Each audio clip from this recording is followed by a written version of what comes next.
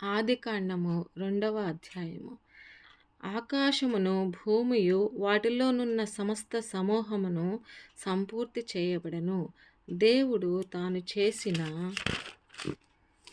తన పని 7వ దినములోగా సంపూర్తి చేసి, తాను చేసిన తన పని అంతటి నుండి 7వ దినమున విశ్రమించెను.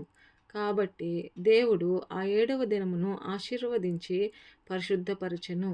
ఏలయనగా దానిలో దేవుడు తాను చేసినట్టియు సృజించినట్టియు తన పని అంతటి నుండి విశ్రమించెను. దేవుడైన యెహోవా భూమిని ఆకాశమును చేసిన దినమందు భూమి ఆకాశములు సృజించబడినప్పుడు వాటి వాటి ఉత్పత్తి క్రమము ఇదే. అది వరకు పొలమందలి ఏ పొదయు భూమి మీద నుండలేదు, పొలమందలి ఏ చెట్టును మొలవలేదు. ఏలయనగా దేవుడైన యెహోవా భూమి మీద వాన కురిపించలేదు, నేలను సేద్యపరచుటకు నరుడు లేడు. అయితే ఆవిరి భూమి నుండి లేచి నేల అంతటినీ తడిపెను. దేవుడైన యెహోవా నేలమంటితో నరుని నిర్మించి వాని నాసికా రంధ్రములలో జీవవాయువును ఊదగా నరుడు జీవాత్మ ఆయెను. దేవుడైన యెహోవా తూర్పున ఏదెనులో ఒక తోట వేసి తాను నిర్మించిన నరుని దానిలో ఉంచెను. మరియు దేవుడైన యెహోవా చూపునకు రమ్యమైనదియు ఆహారమునకు మంచిదియునైన ప్రతి వృక్షమును ఆ తోట మధ్యను జీవ వృక్షమును మంచి చెడ్డల తెలివినిచ్చు వృక్షమును నేల నుండి మొలిపించెను. మరియు ఆ తోటను తడుపుటకు ఏదెనులో నుండి ఒక నది బయలుదేరి అక్కడ నుండి చీలిపోయి 4 శాఖలాయెను. మొదటి దాని పేరు ఫీషోను. అది హవీలా దేశమంతటి చుట్టూ పారుచున్నది. అక్కడ బంగారమున్నది.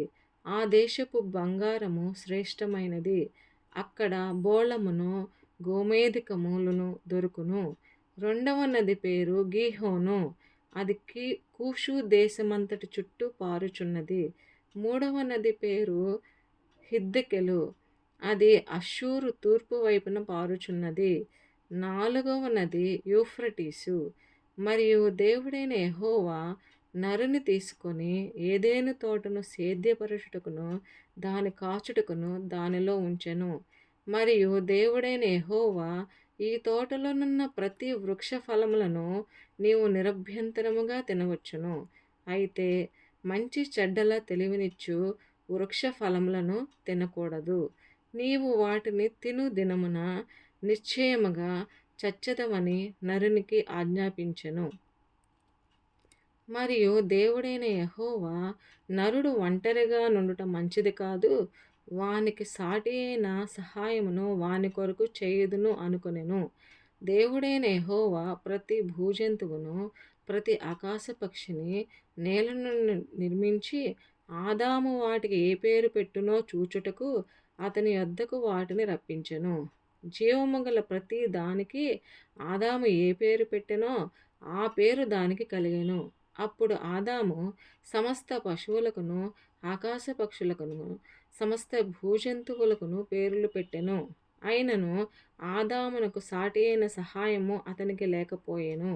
అప్పుడు దేవుడైన యెహోవా ఆదామునకు గాఢ నిద్ర కలుగచేసి అతడు నిద్రించినప్పుడు అతని ప్రక్కటెముకలలో ఒక దానిని తీసి ఆ చోటును మాంసముతో పూడ్చివేసెను. తరువాత దేవుడైన యెహోవా తాను ఆదాము నుండి తీసిన ప్రక్కటెముకను స్త్రీనిగా నిర్మించి ఆమెను ఆదాము నొద్దకు తీసుకొని వచ్చెను. అప్పుడు ఆదాము ఇట్లనెను, నా ఎముకలలో ఒక ఎముక, నా మాంసములో మాంసము. ఇది నరునిలో నుండి తీయబడిన గనుక నారి అనబడును. కాబట్టి పురుషుడు తన తండ్రిని తన తల్లిని విడిచి తన భార్యను హత్తుకొనును, వారు ఏక శరీరమైయుందురు. అప్పుడు ఆదామును అతని భార్యయు వారిద్దరూ దిగంబరులుగా నుండిరి. అయితే వారు సిగ్గు ఎరుగక యుండిరి.